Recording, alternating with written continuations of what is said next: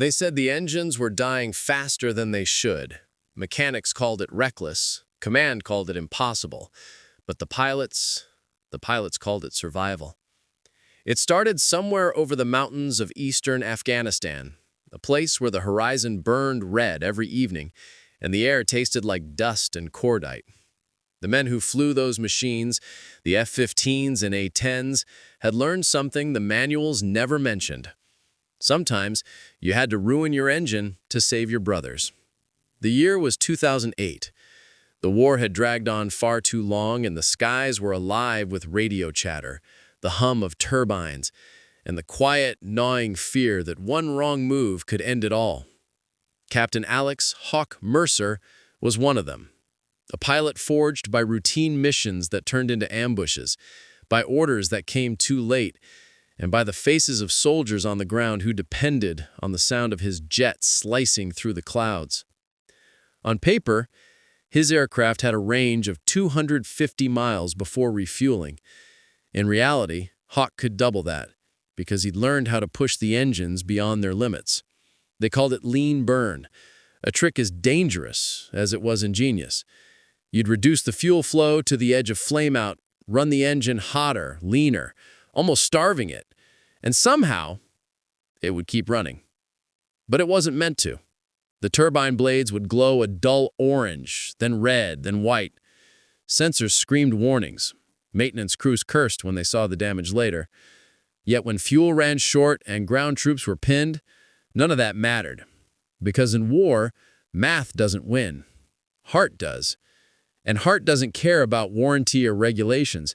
It cares about the voice on the radio, breaking through static, whispering coordinates in desperation. Hawk remembered that night clear as day. The call sign Viper 2 came over the net.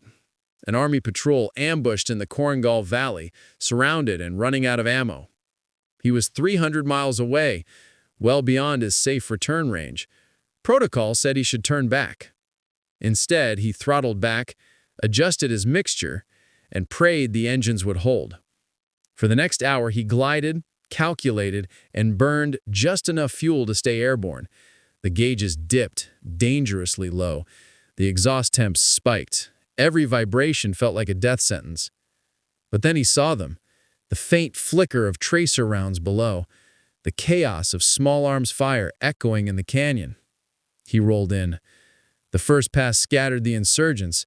The second silenced them. He stayed until the last friendly flare went up. When he finally limped back to base, his right engine coughed, sputtered, then died on the taxiway. Mechanics stared at the turbine blades, warped, blistered, cooked beyond repair. "You cooked her," one of them said, shaking his head. Hawk just nodded. "Yeah," he said, "but they're alive." Word spread fast. Soon, other pilots started experimenting, adjusting fuel flow, flying lower to conserve thrust, pushing their machines beyond every red line. What began as defiance became doctrine. They were ruining engines to save lives, trading hardware for humanity. And for the first time, command didn't punish them. They studied it. They ran simulations. They found that by carefully managing the engine's heat, by accepting shorter engine life, pilots could extend their operational range by up to 40%. It wasn't elegant. It wasn't safe, but it worked. And that's what war does. It takes rules written in ink and rewrites them in blood. Out there, over the jagged peaks and endless deserts, ruining your engine became something sacred. It was sacrifice in mechanical form, a bond between man and machine forged by necessity and courage. Every flight was a gamble, every landing a miracle, but every saved soldier was proof that some things are worth burning for. As Hawk looked out across the hangar that night, the glow of sunset spilling over rows of battered jets, he realized something simple, something eternal. Sometimes the cost of doing what's right isn't counted in lives lost, but in engines ruined, wings scorched, and hearts that refuse to quit. The hangar was quiet the next morning. The smell of burnt oil still hung in the air, sharp and metallic, like the aftermath of lightning. Mechanics worked in silence, their hands blackened, their faces tired. The men who kept those birds flying were the unsung soldiers of every mission, men who never saw combat, yet lived with its consequences. They'd pull a turbine apart and see the story of a fight written in the metal, stress fractures like battle scars, blades chipped by sand and heat. Chief Mechanic Torres leaned over Hawk's engine, shaking his head. "You cooked it again," he muttered, his voice somewhere between anger and admiration. Hawk just smirked, eyes distant. "Yeah, but we brought him home." Torres sighed, wiping his hands on a rag. "You pilots keep pushing like this, and there won't be any engines left to push." Hawk looked at him, quiet for a moment. "Then I guess we'll just have to make every flight count." That was the unspoken truth of their world, the cost of distance. In Afghanistan, distance was the enemy. Mountains swallowed signals. Supply lines broke under the weight of terrain. Airfields were far, fuel was limited, and every mission stretched the laws of physics. The decision to ruin your engine wasn't made in the briefing room. It was made mid-air, with alarms screaming, the ground spinning below, and a voice begging for air support. By 2009, more pilots were adopting the technique. They'd found a rhythm: throttle back, lean mixture, ride the edge of flame out. They called it ghost flying because the engine's whine would drop to a whisper, barely audible, like the plane itself was holding its breath. The trade-off was brutal.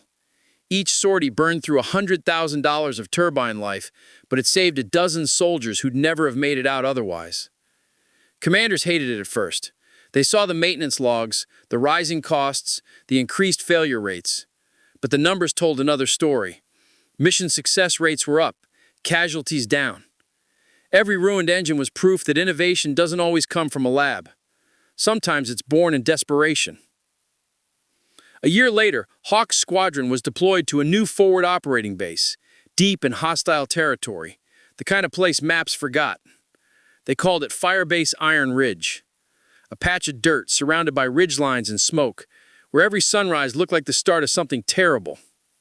By then, Hawk had become a legend among the younger pilots, the man who could fly twice as far on half a tank, the one who taught them that a machine's limits were just suggestions. They'd gather around him before missions, listening as he traced flight paths in the dirt, explaining how to nurse an engine just long enough to get back. "She'll warn you before she quits," he'd say. "Listen for the tone change. Feel the vibration. You'll know when she's close to giving up.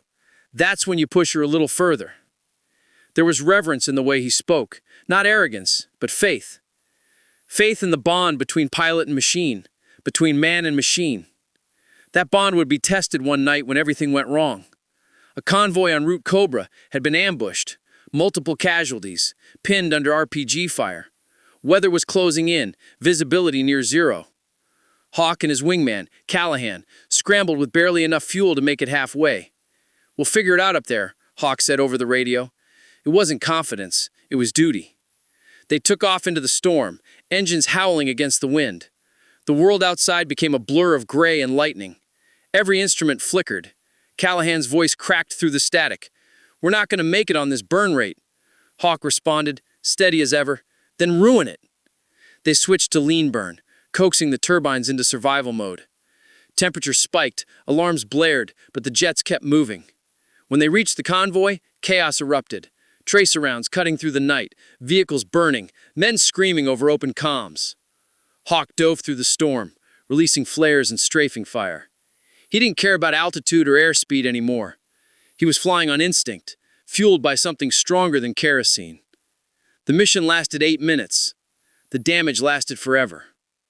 Both jets made it back, but barely. Callahan's right engine was shredded beyond recognition. Hawk's readouts went black on final approach. They landed in silence, smoke trailing behind. The ground crew rushed in, staring in disbelief. The engines were done, cooked, melted, ruined beyond saving. But every man from that convoy walked out alive. The next day, command issued a memo, unofficial but understood by everyone. If it saves lives, do it. That's how legends are born in war, not from glory, but from quiet defiance. Hawk knew the cost. Every time he throttled up after that, he felt the weight of 1,000 degrees pressing against steel and conscience alike. He wasn't just flying a jet anymore. He was flying the edge between duty and destruction, between orders and instinct, between what's right and what's left when everything else is gone. By the spring of 2010, the sound of engines dying became something familiar across the airfields of Afghanistan. Not because of failure, but because of choice. Every melted turbine, every scorched blade, was a signature of courage written in metal. Hawk had flown 32 missions using the lean burn technique. 32 times he'd risked everything. Not for medals or fame, but for the men on the ground who never knew his name. War had a way of erasing individuality. You weren't just a pilot, you were a lifeline, a shadow above the chaos, a fleeting roar of salvation in a world of dust and fire. The engineers back home tried to understand it, how these pilots were pulling off the impossible, how they were flying twice as far as the flight manual allowed. They ran tests, built simulators, wrote reports filled with graphs and equations, but no report could capture what it felt like to stare into the red glow of your engine at 30,000 feet, knowing you were pushing it to death so someone else might live. That wasn't science. That was soul. The truth was simple. Machines don't care. They don't feel fear. They don't question orders. They don't understand why. But the men behind the stick did. They felt the weight of every scream, every explosion, every silent prayer whispered into a broken radio. And somewhere along the line, the mission stopped being about objectives. It became about people. Hawk's last flight came without warning. It was supposed to be routine, a show of force over a valley long forgotten by the world. He'd done it 100 times before. But this time, his jet wasn't the same. The right engine had been rebuilt too many times. The left still carried the scars of the last mission. As he climbed into the cockpit, Torres looked at him with that same weary expression. "She's on borrowed time," the mechanic said. Hawk smiled faintly. "Aren't we all?" The runway shimmered in the heat as the jet accelerated, the roar echoing across the base. Once airborne, the desert stretched beneath him, endless, empty, beautiful in a way only soldiers understand. Halfway through the mission, the call came in. A medevac bird under fire, stranded in hostile terrain. He didn't hesitate. He banked hard, throttled back, and went lean one more time. The alarm started almost immediately. Oil pressure dropped. Engine temperature spiked. He ignored it all. He found the chopper by its smoke trail, circling low, his weapons dry, but his presence enough to draw the enemy's fire. The minutes bled into eternity. The evac team lifted off, wounded aboard, their voices trembling over comms. "We're clear. Thank you, Viper 1. Hawk exhaled, a breath that felt like the weight of a decade leaving his chest. Then the right engine gave out. The left followed soon after. Silence. Just wind and the slow descent of a man who'd given everything he had. They found the wreckage 3 days later, scattered across the rocks, the fuselage charred but intact. The data recorder showed no panic, no distress call, just calm, deliberate control until the very end. He'd steered the jet away from a village before it hit. The engineers later analyzed his final engine readings. Both turbines had run far past the point of structural failure. "He shouldn't have been able to keep her in the air that long," one said quietly. But he did. Torres stood beside the wreck, helmet in hand, eyes heavy. He always did. That night, every pilot in the squadron lined up their jets on the tarmac, engines idling low. One by one, they throttled back, cutting power in perfect unison.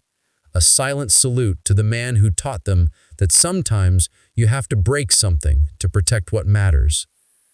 The glow of cooling turbines cast long shadows across the desert floor. No music, no speeches, just the hum of memory. In the years that followed, the technique Hawk perfected was refined, studied, and quietly integrated into training programs. They called it adaptive range management. Officially, It was about efficiency. Unofficially, it was about bravery, about knowing when to cross the line for the right reasons. For every new pilot who learns it now, there's a line in the manual that wasn't there before. Engine limits are flexible under combat necessity. That's the legacy of men like Hawke. Not the medals pinned after death, but the quiet acknowledgement that courage isn't just pulling the trigger. Sometimes it's trusting the machine beneath you to hold on a few seconds longer than it was ever meant to.